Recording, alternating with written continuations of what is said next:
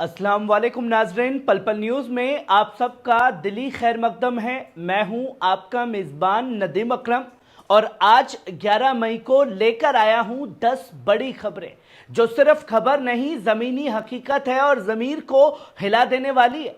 जहां बात करेंगे यमन ने दुनिया को आईना दिखा दिया, जहां हुसैन अल बुखैती का बयान गूंज रहा है, जब तक गजा का मुहासरा खत्म नहीं होता हमले नहीं रुकेंगे। वहीं हम इस पर बात करेंगे, अमेरिका ने अपने तमाम B-2 बॉम्बर्स को डिएगो गार्सिया से वापस बुला लिया है। क्या ईरान पर हमले का प्लान अब दफन कर चुका है? वहीं हम इस पे बात करेंगे, भारत के मिसाइल हमले में पाकिस्तान का स्क्वाड्रन लीडर उस्मान यूसुफ हलाक और पाकिस्तान की गोलीबारी में BSF के मोहम्मद इम्तियाज शहीद। सरहद के दोनों तरफ मातम पसरा हुआ है। और वहीं हम इस पे बात करेंगे, जनरल सलामी का सख्त ऐलान कि हम सिर्फ वही नहीं हर उस जगह पर वार करेंगे जहां दुश्मन के मफाद मौजूद है। वहीं हम इसमें बात करेंगे, शहबाज शरीफ ने तुर्की, सऊदी, UAE और कतर को कहा शुक्रिया इस मुश्किल वक्त में मिले हौसले और एतमाद के लिए। तो नाजरीन रुकिए मत, इस वीडियो को अंत तक देखिए, क्योंकि हर खबर सिर्फ एक हेडलाइन नहीं, एक तहरीक है। बिस्मिल्लाह करते हैं आज की पहली बड़ी खबर से जो आप अपनी स्क्रीन पर देख रहे हैं। यमन ने दुनिया को आईना दिखा दिया है दोस्तों, और ये उसने बखूबी करके दिखाया है।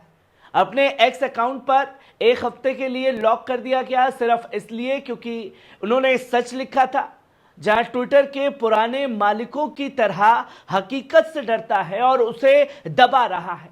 यमनी सहाफ़ी का बड़ा बयान है दोस्तों। यमन दरअसल बैनुल अक़वामी कानून लागू करने की कोशिश कर रहा है ताकि इजराइल फलस्तीन कौम का कत्ल रोकने पर मजबूर किया जा सके। यमनी सरगर्म कारकुन और सहाफ़ी हुसैन अल बुखैती ने साफ कहा कि इजराइल पर होने वाले हमले तभी रुकेंगे जब गजा का मुहासरा खत्म होगा और फलस्तीनी कौम का कत्ल आम बंद किया जाएगा। उन्होंने कहा कि यमन दरअसल बैनुल अक़वामी कानून को लागू करवाने की कोशिश कर रहा है ताकि इजराइल फलस्तीन लोगों का कत्ल बंद कर सके। और सवाल यह खड़ा होता है दोस्तों, क्या अब सच बोलना भी जुर्म हो गया है? क्या फलस्तीनियों के हक में उठने वाली हर आवाज को चुप करा दिया जाएगा? वहीं आप दूसरी खबर देख सकते हैं, नाब्लुस की पुरानी गलियों में इजरायली खुफिया एजेंटों ने बुजुर्ग का भेस बनाकर की रामी अल गखन और ताजरीन का कत्ल। एक नया वीडियो सामने आया है जिसमें जवां फलस्तीनी नौजवान रामी अल गखन की शहादत का लम्हा रिकॉर्ड हुआ है। यह वाकया गुज़िश्ता जुमेरात को नाब्लुस के ओल्ड सिटी में पेश आया, जहां इजरायली खास फौजी दस्ते जो बुजुर्ग शहरियों का भेस अपनाए हुए थे, उन्होंने बिल्कुल करीब से गोली मारकर रामी को शहीद कर दिया। ये कोई झड़प नहीं थी, ये एक सोची समझी टारगेटेड ताजरीन कत्ल थी जो इजरायली दहशतगर्दी का एक जीता जागता सबूत है। दुनिया की खामोशी जाहिर है, लेकिन नाब्लुस की दीवारें अब भी चीख रही हैं और इजराइल का यह आतंकवाद किसी को नजर नहीं आ रहा। वहीं आप तीसरी खबर देख सकते हैं, अमेरिका पीछे हटा, डिएगो गार्सिया से तमाम B-2 stealth bombers America Iran पर हमले की योजना खत्म कर दी है। 6 अमेरिकी B-2 स्टील्थ बॉम्बर हिंद महासागर में वाक़ डिएगो गार्सिया एयरबेस से उड़ान भर ली है और अब वो वापस अमेरिका लौट चुके हैं। ये हरकत इस बात की तरफ इशारा करती है कि अमेरिका की जानिब से ईरान पर किसी भी फौजी हमला अब ना मुमकिन या बेहद नामुमकिन लग रहा है। कई दिनों से ये खबरें थी कि वॉशिंगटन ईरान के खिलाफ कोई बड़ा एक्शन कर सकता है, मगर इस डेवलपमेंट ने उस पूरे जंगी माहौल को खत्म करने जैसा असर डाला है। क्या ये अमेरिका की नई तजवीज़ है या मैदान से भागने की एक खामोश तहरीक शुरू हो चुकी है? वहीं आप चौथी खबर देख सकते हैं, भारतीय मिसाइल हमले में पाक स्क्वाड्रन लीडर उस्मान यूसुफ हलाक। भोलारी एयरबेस पर बड़ी तबाही हुई है। पाकिस्तान ने तस्दीक की है कि स्क्वाड्रन लीडर उस्मान यूसुफ की शहादत हो चुकी है। یہ واقعہ اس وقت پیش آیا جب بھارت کے دکشن پاکستان میں واقع بھولاری ایئر بیس کو ایک میزائل حملے میں نشانہ بنایا گیا۔ سرکاری بیان میں کہا گیا ہے کہ عثمان یوسف نے اپنے فرض کی ادائیگی کرتے ہوئے جان قربان کی۔ حملے کے بعد ایئر بیس پر شدید نقصان کی خبریں ہیں۔ یہ بھارت کی جوابی کارروائی کا حصہ مانا جا رہا ہے، جس میں پاکستان کی فوجی صلاحیتوں کو سیدھے طور پر نشانہ بنایا گیا ہے۔ وہیں آپ پانچویں خبر دیکھ سکتے ہیں۔ پاکستانی فائرنگ میں شہید ہوئے سب انسپیکٹر محمد امتیاز جموں کے آر ایس پورہ سیکٹر میں انتراشٹریہ سرحد پر پاکستان کی جانب سے کی گئی ناپاک فائرنگ میں بی ایس ایف کے سب انسپیکٹر محمد امتیاز نے راشٹر کے لیے اپنی جان قربان کر دی ہے۔ اس حملے میں 7 دوسرے جوان بھی زخمی ہوئے۔ بی ایس ایف نے اپنے سرکاری ایکس اکاؤنٹ پر کہا، D G B S F اور تمام رینکس کی طرف سے قوم کی خدمت میں سب انسپیکٹر محمد امتیاز کے شہادت کو سلام پیش کیا۔ یہ واقعہ 10 مئی 2025 کو پاکستان کی طرف سے کی گئی بے وجہ گولی باری کے دوران پیش آیا ہے۔ شہید امتیاز کو 11 مئی کو frontier headquarter Jammu Paloura میں سرکاری عزت کے ساتھ پشپانجلی ارپن کی جائے گی۔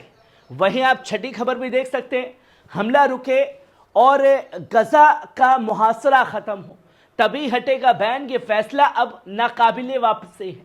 ایک بار پھر صاف کر دیا گیا ہے کہ جب تک اسرائیل کے اگریشن غزہ کے اوپر ختم نہیں ہوتا اور غزہ پر گھیرا بندی نہیں ہٹائی جاتی، تب تک یہ پابندی جاری رہے گی۔ یمن نے یہ اعلان کیا ہے دوستوں، یہ کوئی عرضی اعلان نہیں ہے بلکہ ایک ناقابل واپسی فیصلہ ہے جو ظلم کے خلاف انقلاب کی ایک مضبوط آواز بن چکا ہے۔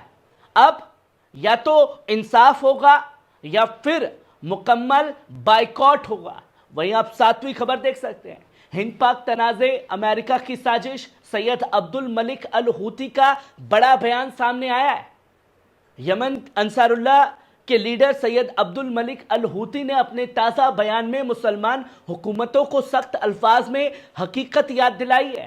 انہوں نے کہا کہ اسلامی دنیا کی حکومتوں کو یہ یاد رکھنا چاہیے کہ آج جو کچھ ہو رہا ہے، چاہے وہ فلسطین میں قتل و غارت ہو یا ہندوستان پاکستان کے درمیان تنازع، اس کے پیچھے سب سے بڑا ہاتھ امریکہ کا ہے۔ الحوثی نے صاف کہا، ہند پاک جنگ کا ماحول امریکہ کی بنائی ہوئی ایک سوچی سمجھی اسکیم ہے تاکہ دونوں ممالک ایک دوسرے سے ٹکرائیں، اپنے سنسادھن جنگ میں جھونک دیں اور علاقے میں امریکی دبدبہ قائم رہے۔ انہوں نے سوال اٹھایا، اسلامی دنیا کی حکومتیں آخرکار کب اپنی آنکھیں کھولیں گی؟ کب تک کٹ پتلی بن کر کے ناچتی رہیں گی؟ کب تک امریکہ کے مفادات کے لیے آپس میں لڑتے رہو گے؟ حقیقت یہ ہے کہ اگر ہندوستان اور پاکستان کے درمیان مکمل جنگ ہوتی ہے تو جیت کسی کی نہیں ہوگی، مگر فائدہ صرف اور صرف امریکہ اٹھائے گا۔ وہیں آپ 8ویں خبر دیکھ سکتے ہیں، یمنی میزائلوں نے اسرائیل کے اندر ٹھکانوں کو بنایا نشانہ۔ اسرائیل کے عبرانی اخبار نے ایک بڑی رپورٹ میں تسلیم کیا ہے کہ یمن سے آنے والی ماذر میزائل اسرائیل کے اندرونی علاقوں میں اپنے ٹارگٹس کو کامیابی سے ہٹ کر رہی ہیں۔ ان جدید یمنی میزائلوں نے منحنی وار ہیڈ لگائے گئے ہیں اور ہر میزائل کا خود کا انجن ہے، جس سے یہ میزائلیں ہوائی دفاع سسٹم کو چکما دے کر سٹیک حملہ کر پا رہی ہیں۔ اس لیکھ میں لکھا ہے، یہ نئی ٹیکنالوجی اسرائیل ایئر ڈیفنس کے لیے ایک نیا امتحان بن چکی ہے، کیونکہ یہ میزائلیں ہوا میں ہی راستہ بدلنے کی صلاحیت رکھتی ہیں۔ یمن کی یہ فرات الاثر طاقت اب صرف پیغام نہیں بھیج رہی ہے، یہ زمین حقیقت بن چکی ہے۔ وہیں آپ 9ویں خبر دیکھ سکتے ہیں، شہباز شریف بولا، مشکل وقت میں ترکی، سعودی، اماراتی اور قطری رہنماؤں نے دیا حوصلہ۔ پاکستان کے وزیر اعظم شہباز شریف نے موجودہ تنازع کے دوران مسلم رہنماؤں کی حمایت کا تہہ دل سے شکریہ ادا کیا۔ انہوں نے کہا، میں اپنے بھائی रसब तैयब अर्दोगान, मोहम्मद बिन सलमान, मोहम्मद बिन जायद और तमीम बिन हमद, इन्हीं की जानिब से हमें इस मुश्किल वक्त में हौसला और एतमाद मिला। शहबाज शरीफ का यह बयान बताता है कि इस्लामी दुनिया के बड़े लीडर पाकिस्तान के साथ भारत पाक जंग में मजबूती से खड़े थे, चाहे मामला सरहदी जंग का हो या सियासी दबाव का। एक तरफ जंग का डर, दूसरी तरफ इस्लामी यकजहती की उम्मीद दिखी है। वहीं आप आखिरी और 10वीं खबर देख सकते हैं, जहां से हमला होगा वहीं नहीं, दुश्मन के हर मफाद पर करेंगे हमला। मेजर जनरल सलामी ने खुल्लम खुल्ला ऐलान कर दिया है।